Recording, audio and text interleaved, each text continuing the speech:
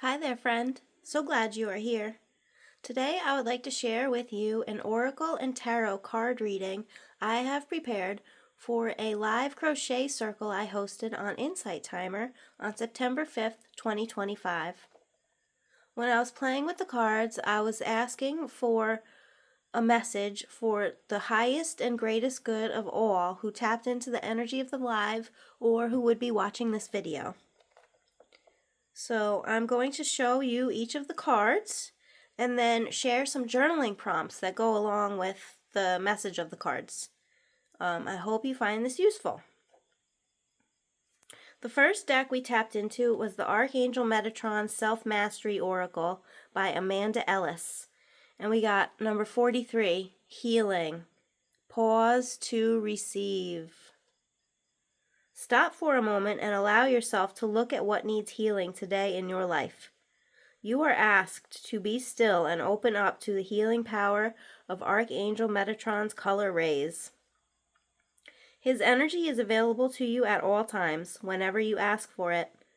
Allow Metatron to help you find what helps you maintain your own overall well-being, and commit to looking after yourself as you would anything else you deem of importance to you. Just as Metatron uses many colors to heal, you may need to look at different healing methods and modalities and tools to create your own optimum health. And now here are the journaling prompts. What part of you is most in need of attention right now? How can you create a pause in your daily life to dedicate time to this healing? Is there a specific color calling to you from this card? How can you integrate the energy of this color into your practice or day somehow? Can you wear it, create an art project, meditate with it, use a crystal? What specific aspect of your well-being, whether physical, emotional, or spiritual, is most in need of your attention right now? How can you treat this part of yourself with the same care and importance you would give to something you value deeply?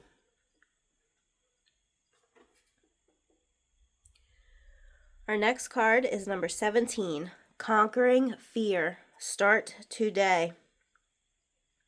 Fear can make you feel small, fragile, threatened, and unable to take the next steps.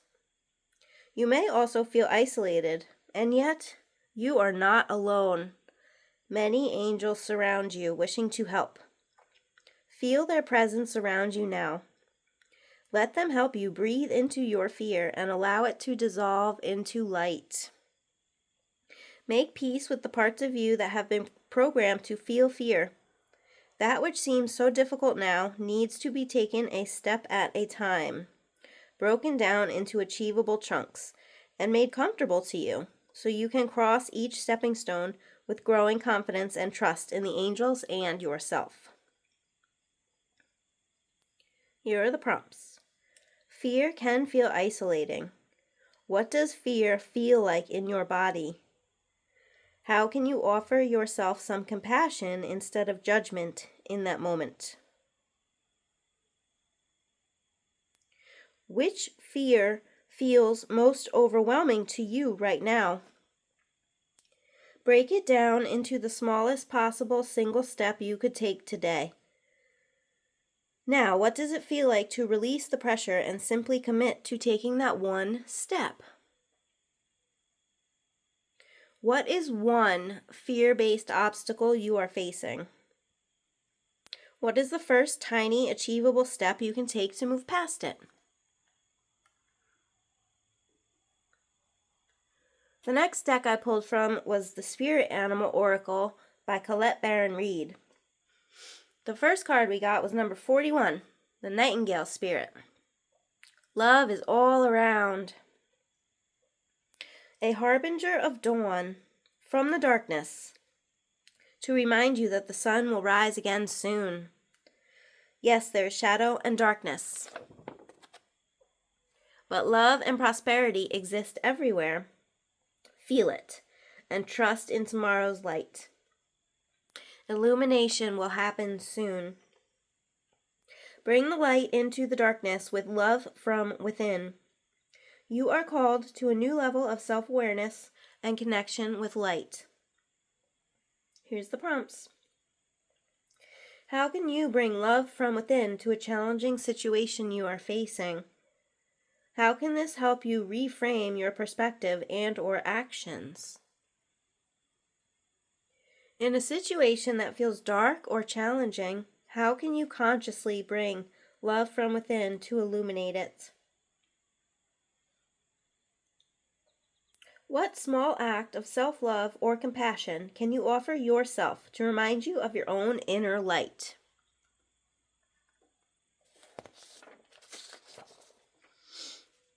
Next is number 32, the Hawk Spirit. Let Spirit be your guide. Do not dismiss the signs that Spirit is sending to guide you. This is a sign to listen. Pay attention and listen to your intuition and keep your eyes open for synchronicities, the meaningful coincidences. Sometimes you might want certain signs and messages to mean what you want them to mean, interpreting through the lens of wishful thinking, a projection of your desire to see things a certain way. Check your motives when you are being selective with your hearing. And the prompts are: Hawk Spirit asks you to listen to your intuition. When was the last time you received a clear sign or meaningful coincidence? What was it telling you? What was the message and what did it mean? Think of a situation where you feel a strong desire for a specific outcome. Are you actively looking for signs and synchronicities, or are you hoping for certain messages to confirm what you want to believe? Explore the difference between listening to intuition and wishful thinking.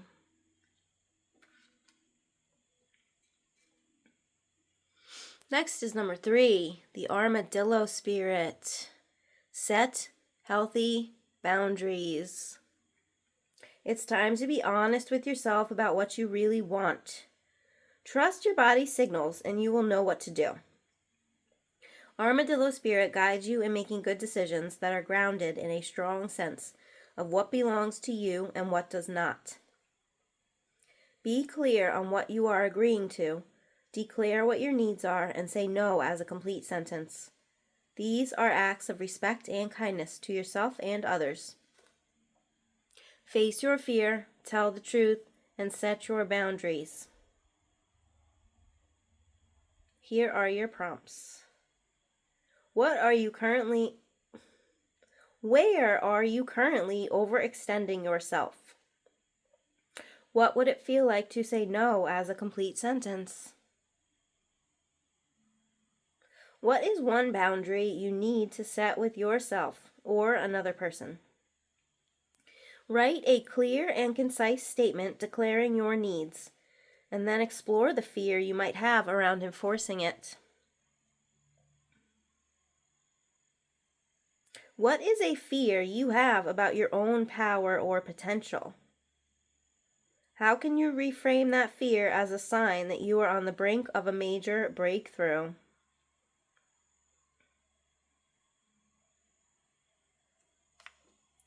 Next up, and the last one from this deck, is number 8, the Bobcat Spirit. Life is a mystery. Bobcat Spirit asks you to trust in the great mystery and let the secrets of the universe reveal themselves to you through direct experience. This is a sign you are being called to trust, even when what is revealed does not agree with your need for intellectual certainty. Trust in the wisdom and revelations that come to you, yet know that understanding may not come as you would like it to. Here's your prompts. What are you trying to intellectually control or figure out? What would it feel like to consciously surrender the need for a clear-cut outcome and trust the answer will be revealed to you in its own time? What would it feel like to trust that the revelations you need will come to you through direct experience? What is one thing you are currently overthinking that you could let your inner knowing guide you on instead?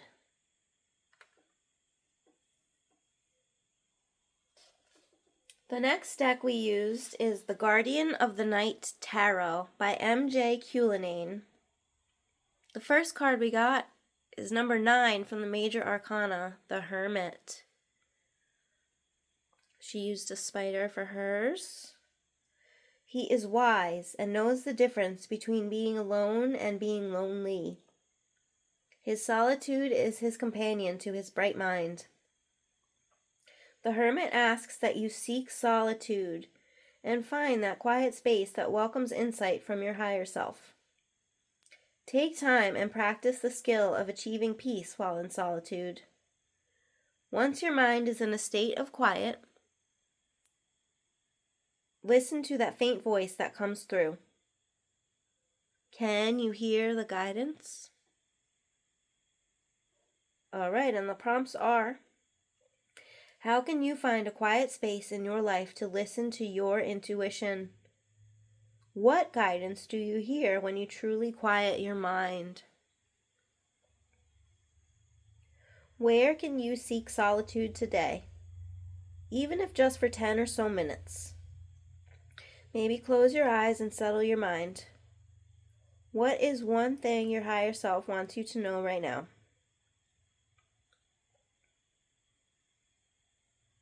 If I am in a space where it is particularly uncomfortable to be in solitude and quiet, what can I do for myself to make this practice more comfortable and accessible for my growth and highest good?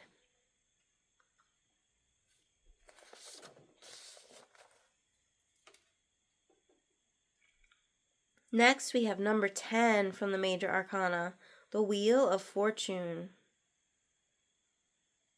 I want to zoom in to show you all the details, all the animals. Okay. Things are shifting. Surrender to the present. We all must embrace the temporary nature of each moment. Change is the only constant.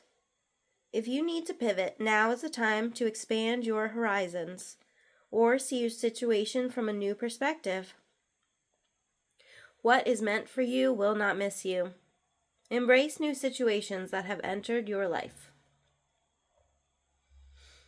In this card, I'm going to explain what each of the animals means. The owls are for clarity and the ability to see even in the darkest of nights. The bats represent intuition and making a connection with your higher self. The snake is for releasing the past and shedding what no longer serves you so your dreams can grow bigger. And the scorpions and moths ensure you remain true to yourself and your values, to who you are at the soul level during this change. And the 3 prompts are: what specific change are you currently resisting? How can you practice surrendering to it, even just for today? What is one transition you have successfully navigated through in the past? What tools and practices did you use to your advantage during this time? What is one perspective you can shift to help you embrace the temporary nature of this moment as well? What is one thing you can now release from the past to make room for what is meant for you?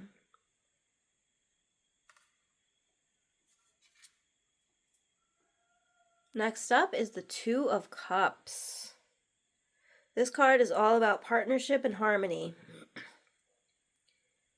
Whether romantic, friendship, family relationship, or a deep interest in a particular hobby.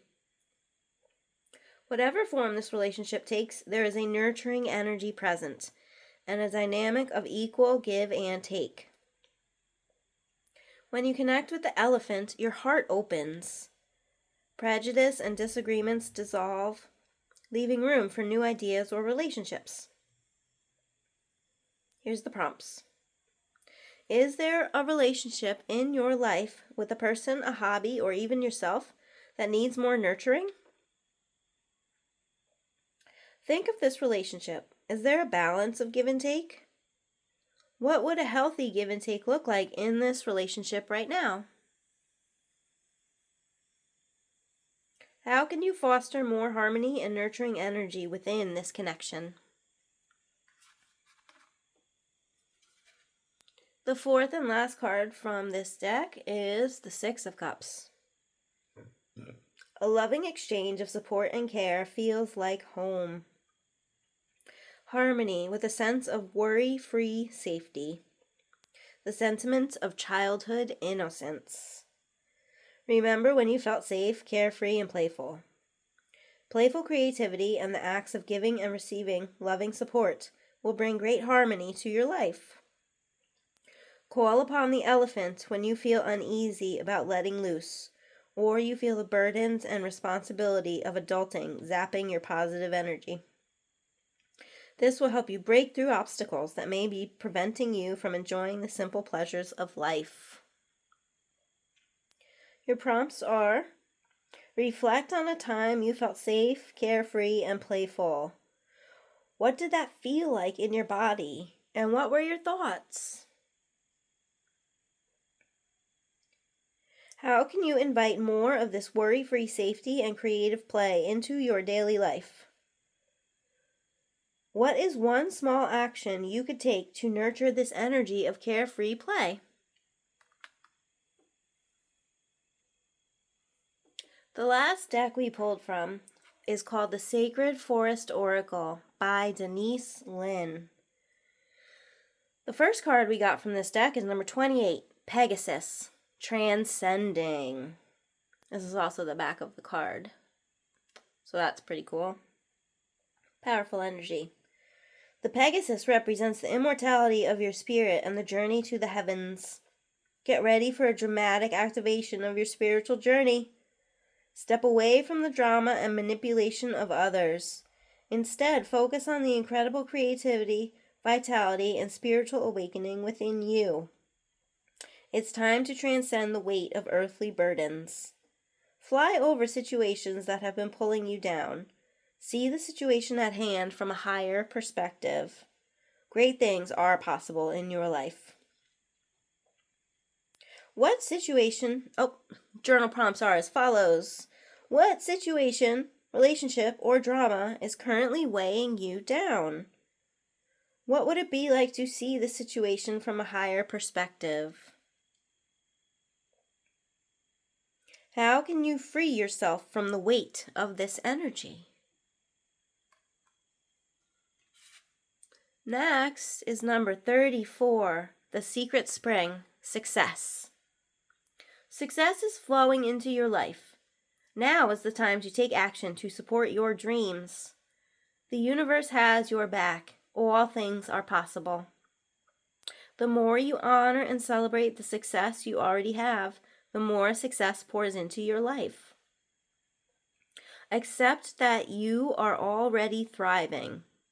You are, and the more victories will emerge. If a situation seems to knock you down, get up. Take a moment to explore what you learned and keep going. Here are your prompts, friends. What is one victory, no matter how small, that you have not taken the time to celebrate? How can you honor this success and accept that you are already a thriving, capable person? How can you honor and celebrate your victories to invite more success and abundance into your life? And this is the very last card for our reading, friends. Here we go. Number 36, the Spirit Guardian of Spring. Activation. Are you ready? A new cycle begins again. Forge forward with courage and certainty. A new beginning awaits you. Do not allow upheaval to disrupt your forward trajectory. Be courageous and forthright. Prepare for this time of upheaval, fluctuations, and renewal.